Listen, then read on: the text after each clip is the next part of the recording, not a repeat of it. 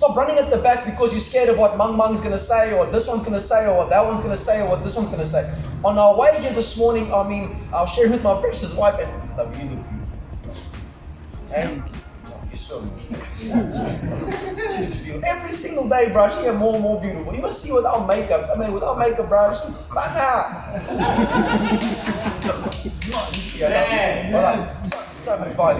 So this morning on our way here, this morning when I was spending some time with the Lord, and He shared something so powerful with me specifically, and I think it's a word specifically for men in general.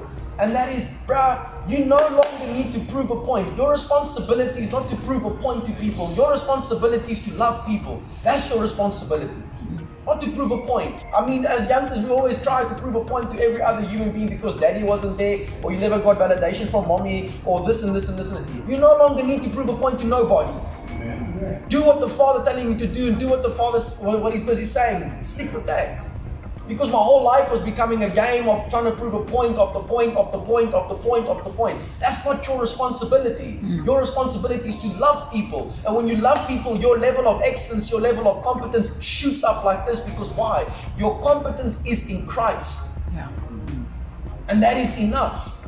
And it fascinates me to think like, bro, my whole life I was searching to get people's attention the wrong way. That was my attitude because that was my belief system.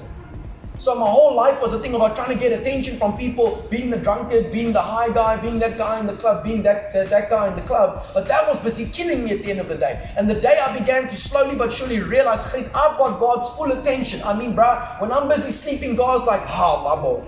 Because God neither slumbers nor sleeps, so He watches over me. I've got His full attention. I don't need nobody else's attention. I've got His. And when I can stay in that place and know what my role is, know what my responsibilities, know what my assignment is, bro, I'm able to be more effective. And if I'm more effective, it benefits you. And vice versa. When you know your assignment, when you know your role, when you know what you're supposed to do, you're going to be effective. And when you're effective, it benefits me.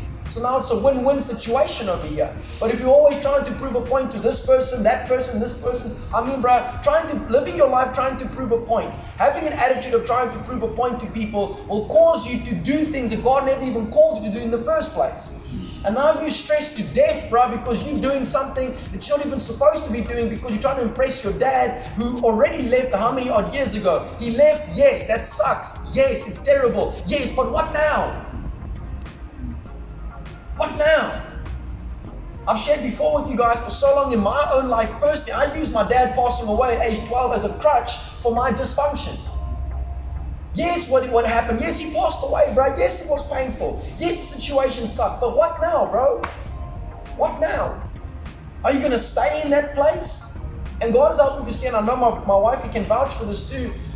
It's this weird thing that happens. I don't want to say the majority of the time, but a lot of the time, sometimes, bro, people don't want help. They just want attention.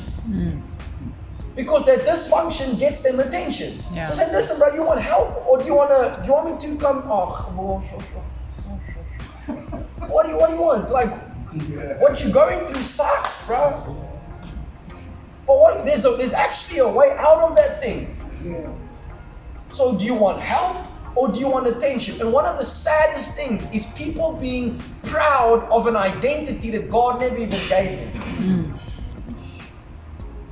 That's the strange. That stuff fascinates people. Like, yeah, torched it. That's not the real you. That's who I am. No. That's your traumatic experience of 10 years ago that's busy talking. And you've made your identity based off of that thing because you've listened to the wrong father.